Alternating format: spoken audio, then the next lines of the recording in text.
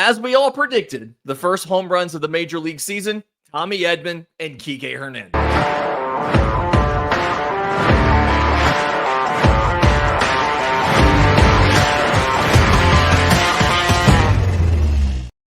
Yes, welcome on in to First Pitch for Wednesday, March 19th. Your source of news, notes, and updates on Major League Baseball. I'm your host, Lindsay Crosby, back in the saddle after a day of craziness yesterday morning.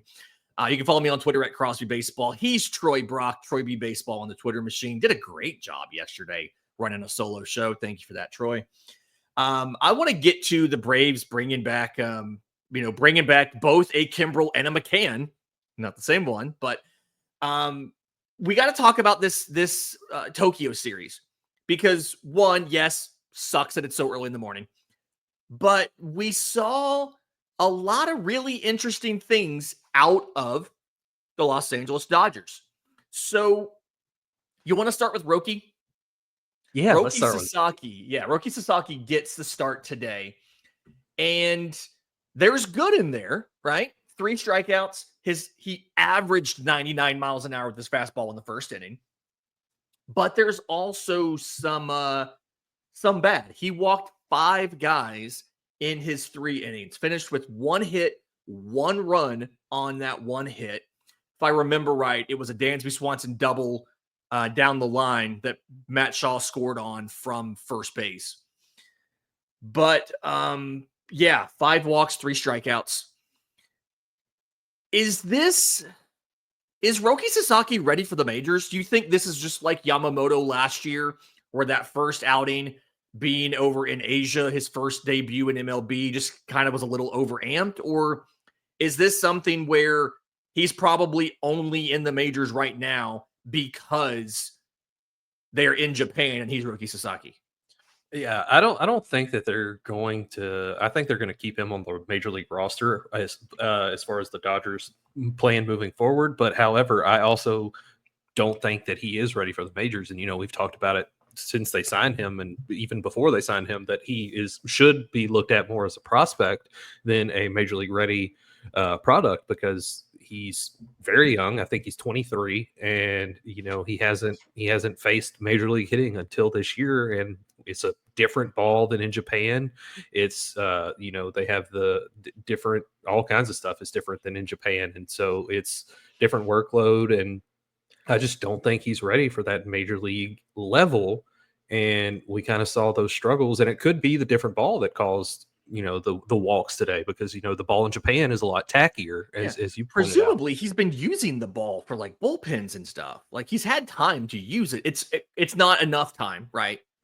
But like, it's not the first time he's used it today. It's Right. But yeah, it's the first time he's been in a game with it, I think. Yeah. First time he's been in a meaningful game with it. And, that could be part of it. It could be that he's amped up to be pitching, in front of his home country. He made his Major League Baseball debut in front of his home country, which is not something a lot of people can say that they've done, as far as people that aren't from America, that is. But it's so there's multiple factors that should be looked at as playing into it, but it's just I still don't think he's ready for that level. I mean, even if you look at his pitch total, like roughly 1/3 of his pitches were strikes, and that's not very good. that's not a good ratio of strikes and balls for your pitch count. Yeah, I mean, this is, if there's any team that was already planning on using 1 million relievers this year to help their dudes, it's the Dodgers. But it's absolutely wild to me that like, you have to hope it's just like Yamamoto had something like this, right? His first start last year was not great. It wasn't very long either. And then he ended up being okay, but it's rough, right? And I'm hoping it's just the moment being so big. I do want to. Shohei Ohtani hit a home run, and I kind of want to put it. Yeah, a lot of people are putting it in air quotes, because if you watch the replay, like, they had to review this, and a lot of people on social media are saying that this was not actually a home run. I would love to show this to everybody watching, but we don't want we don't want a copyright claim on the channel. it looks like it's going to right center field, and it looks to me like a fan reaches over the wall and touches it. 100%. They review it, they call it a home run. Should this have been a home run? Should this have been a ground rule double? What should have happened here? And was there any chance that a Shohei Ohtani fly ball in Tokyo would not be ruled a home run on replay? Yeah, if they were going to a replay, it was going to be a home run whenever they started reviewing it, because that's one part of this game that I did watch live, and you could tell live, I knew it wasn't a home run. I was like, why is he rounding the bases? Why are the outfielders just kind of standing around? Like, what is going on? And Kyle Tucker with a double there, but yeah, Shohei, it's Shohei in Tokyo. It was going to be ruled a home run. I don't think it should have been.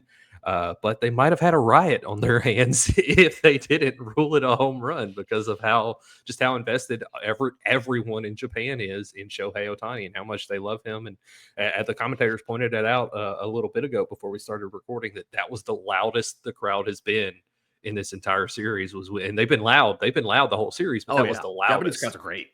Yeah, and that was the loudest was when Shohei quote unquote hit that home run. God, Justin Turner looks weird in a Cubs uniform, but it should have been a ground rule double, maybe at the least. I mean, because it was a double regardless, and at the very least, it should have been ruled a ground rule double because that fan 100% reached over the wall, and when you look at the replay, you can tell that ball is not going over the fence; it's going to hit the top of the wall, and so it's is what it is. You can't really go back and change it. Shohei Ohtani has another home run on his record, but probably shouldn't be. Yeah. I do want to point out, this is just kind of interesting that I noticed, and it's that the Dodgers are making a point to not use any of the bullpen arms that they used yesterday, right? Mm-hmm. Obviously, it's been short starts for the start. Yamamoto goes 5, and they use Banda, Kasperius, Trinan, and then Tanner Scott gets the save yesterday in the 4-1 win. And then today, with the short outing by Roki, he's 3 innings. They use Garcia, they use Dreyer, they use Landon Knack. Kirby Yates gets the 8th, and then Alex Vezia's in there for the 9th. Over under on number of different Dodgers pitchers who pick up a save this year. I'm going to give you a number of 7.5. Ooh, 7.5. That's a big one. I remember that any reliever who pitches the final 3 innings gets a save, even if it's a blowout. That's true. You pitch 3 innings at the end of the game, you get a save too. That's why I went with 7.5 versus like 6.5. Yeah, that's true. I didn't factor that in. 7.5. I'm going to say, with that being factored in, I'm going to say over. I'm going to say it's right over. I'm going to say it's 8. I think that 7.5 is pretty spot on. So I'm going to say 8. Yeah. It's kind of an embarrassment of riches, right? They've got so many dudes they can throw in the back end that you feel good about. And that's what's wild. And we've seen that in this series so far. I do want to, if people were curious, I feel like I undershot that number. They had 14 different guys pick up a save last year. Wow. Now, God. Yeah, 14 different guys pick up a save last year. So I'm probably way under on that number. It's probably like 12.5 or 11.5. Now, granted, it's a better bullpen. You added a lot of pieces to it, right? Yeah. But still, it's funny. The 2 guys who have, or Tanner Scott, who picked up one yesterday, wasn't even on the roster last year. And it's just it's nuts here. Anyway, any final thoughts on this Tokyo series? The environment's been cool for me. I hate how early it is. We talked about that already. But the environment's been super cool. The Japanese fans are totally into it. On my bucket list is going to see baseball in Japan. I just think that would be absolutely awesome. I don't care who's playing. It would be hype. I've seen videos of a random Tuesday afternoon game, and the stadiums are full and packed, and there's chants, and it's just wild. So I just want to go see baseball in Japan, period. I don't care who it is. Yeah, no, it's been crazy. The atmosphere has been fantastic. It certainly seems like a lot of fun. I mean, obviously, selfishly, I wish it was not starting at 5 o'clock in the morning, but it's been a lot of fun to watch. It's great that baseball is back in general, even though it is halfway across the world, and we still have to wait another 8 days before the rest of the teams get started in games that matter. But it has been fun. It's been fun to watch, and the Dodgers come out of it 2-0. So it's weird. The baseball season is officially underway, and the Dodgers are on pace for 162-0. Gross. All right, talking about 2-0, the Braves added 2 players in the last couple days. They added catcher James McCann on a minor league deal. He'll start in Gwinnett. He's expected to make $2 million salary when he makes the majors. Obviously prorated. If he's not there on opening day, he won't get the full $2 million, but that's his kind of thing there. And then they added Craig Kimbrell on a deal. Again, he will start in AAA Gwinnett. He's expected to make $1 million in salary on the opening day roster. How any other former Braves in the league that they need to go pick back up just to bring back the glory days? Like, who are we thinking is still out there? Julio Teheran started like 6 consecutive opening day games for Atlanta. He pitched against them last year for the Mets. Like, he's still out there. What else do they need to do?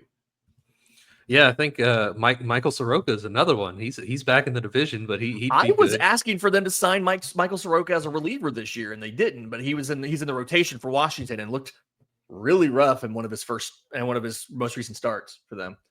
Yeah, no, for sure. But yeah, he'd be a good piece. I agree with you. He'd be a good piece for the bullpen, just from what he did with the White Sox last year in their bullpen. White Sox, yeah. And so, but yeah, it's crazy to see the Braves bringing back Craig Kimbrell. It feels like this may be Kimbrell's last season, with this being a 1-year deal back with the Atlanta Braves. It feels like he knows that he doesn't have it anymore at the level that he once did. And so this is going to be his swan song, and he's going to go out the way it started with the Atlanta Braves. Brian McCann did that. Brian McCann came back. He got one final year in Atlanta, and then he retired.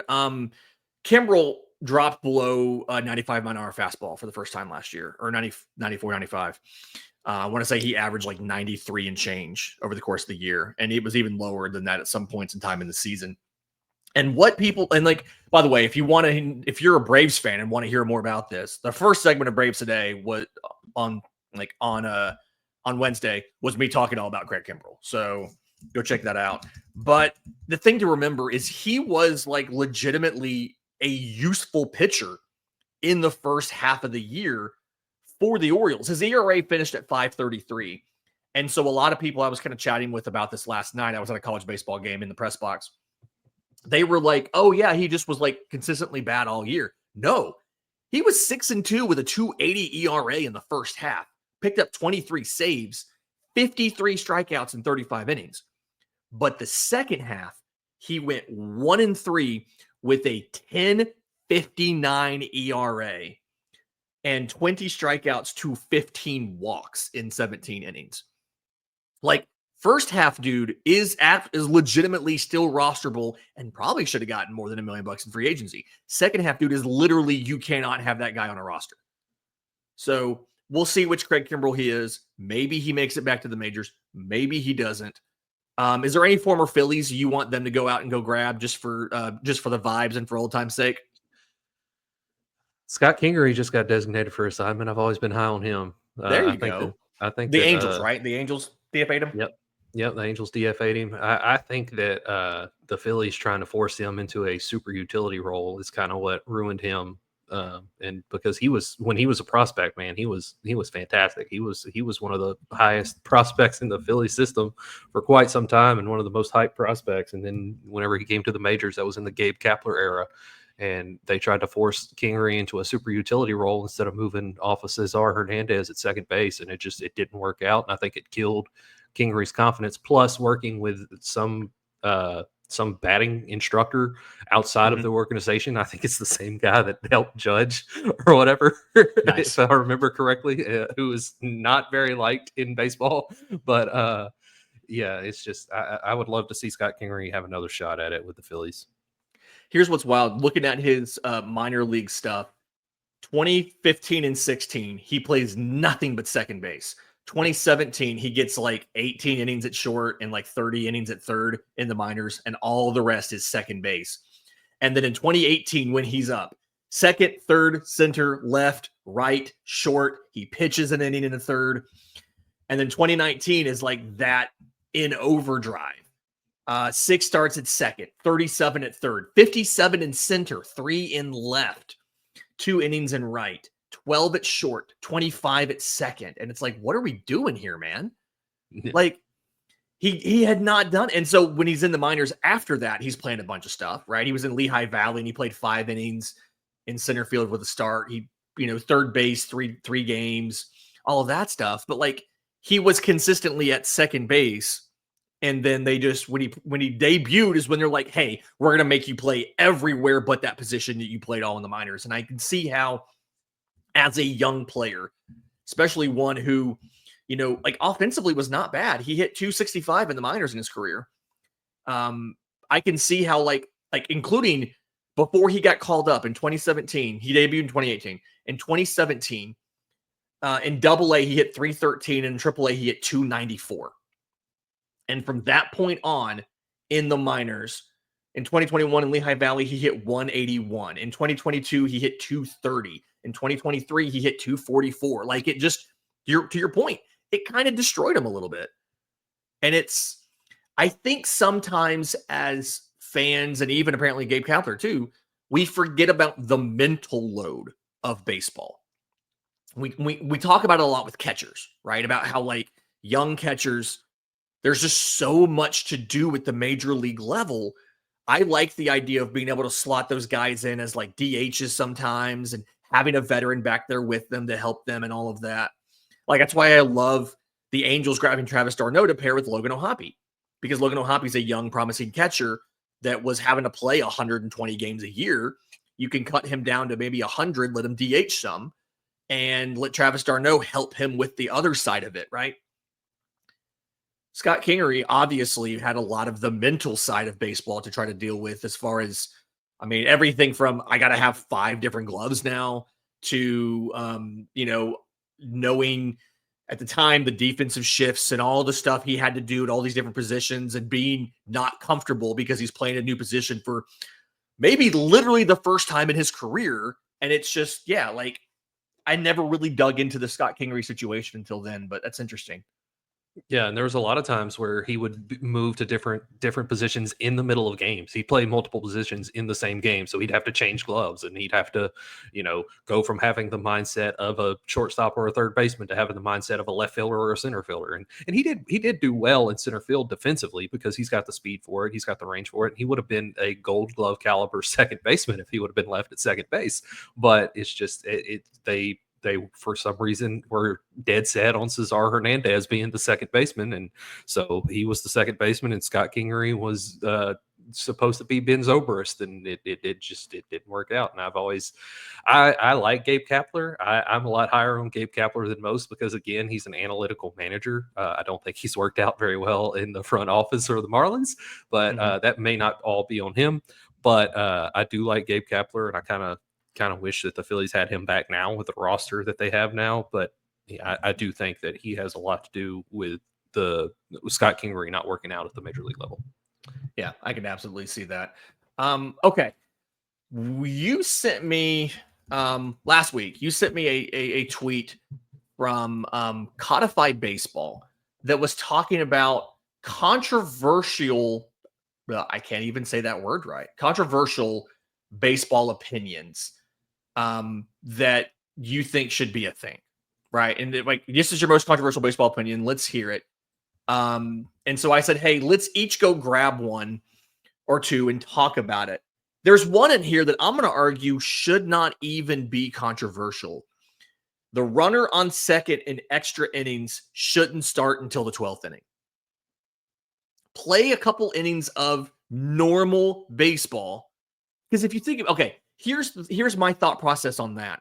Last year, for I think the first time, road teams had a better winning percentage in extra innings, because they know that they have the lead and they can throw their closer in the bottom half of the inning.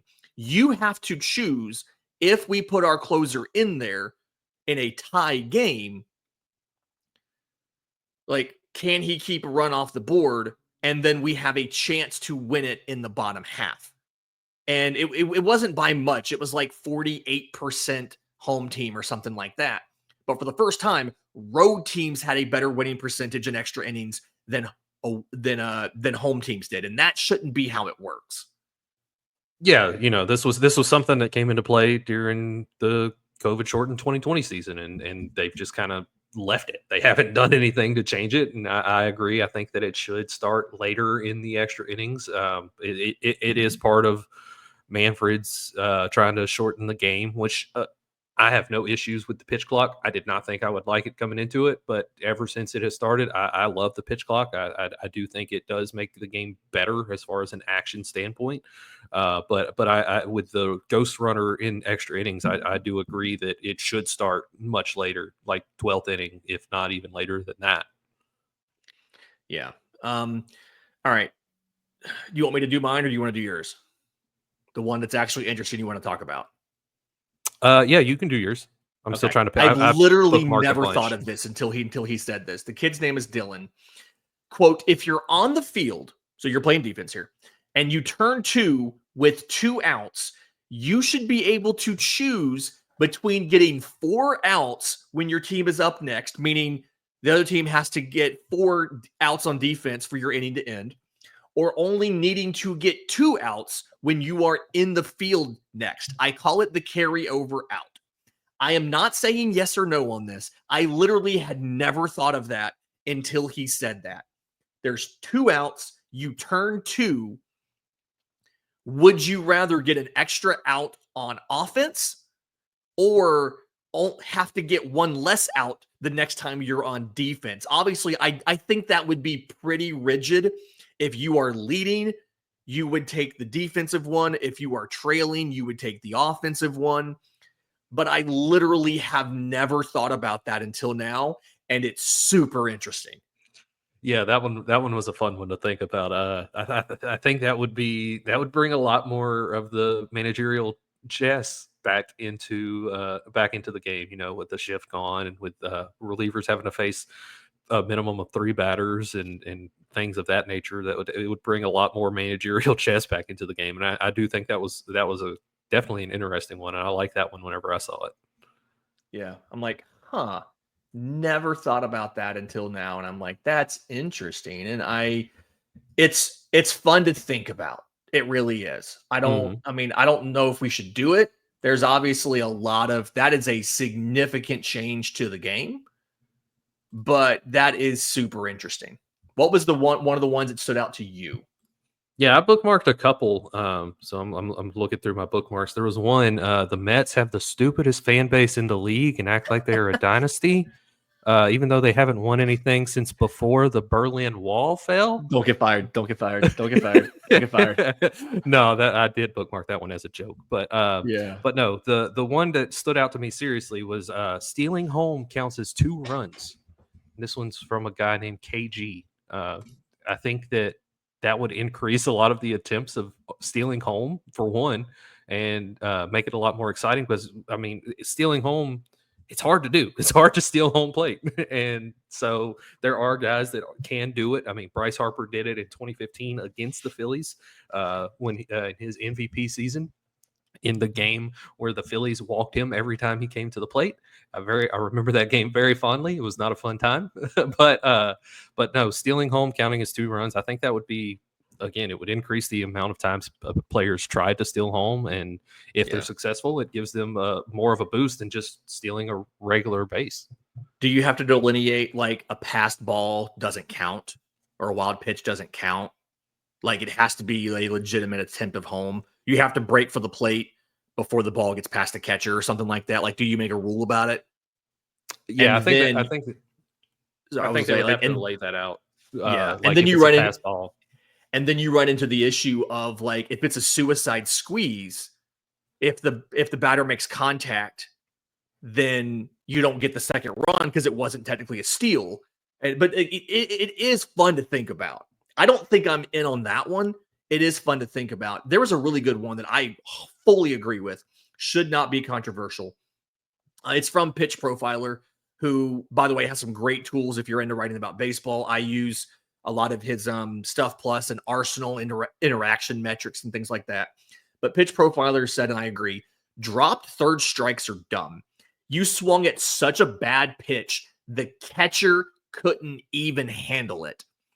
The only place you should run is back to the dugout to hide from your embarrassment. I am 100% on board. The drop third strike is the dumbest rule in baseball. There is no reason why you got fooled so badly that you should get first base now. Yeah, I saw that one and I liked it too. I didn't bookmark that one for some reason, but yeah, I agree. I think it's dumb. 919 people did like it. Yeah. It is not a controversial opinion at all. Right. And it's crazy because unless the ball like actually gets away from the catcher, like it gets between their legs or something, it is very rare that a batter is safe at first base whenever they just throw it down and you're good. They take 2 steps in or out and then they throw to first base and you're out. Yeah, so it's kind of a waste of time. It's more of it gives more of a chance for injury with guys sprinting at full speed because they're sprinting harder than they normally do because the ball's in the infield and essentially at an infielder already. And so I agree. I think it's dumb. I think that should be done away with as well. Yeah. It's just, a lot of these are dumb, right? Like a lot of these rules are just not really, or a lot of these people's responses are not good, but that was a fun one. And I'm like, he's right. Another one I thought I thought was interesting was like not playing the game, but any jersey needs to have both name and number. No blank nameplates. You got to have name and number on there. I'm like, okay, you know what? Sure. Okay. I guess it's not.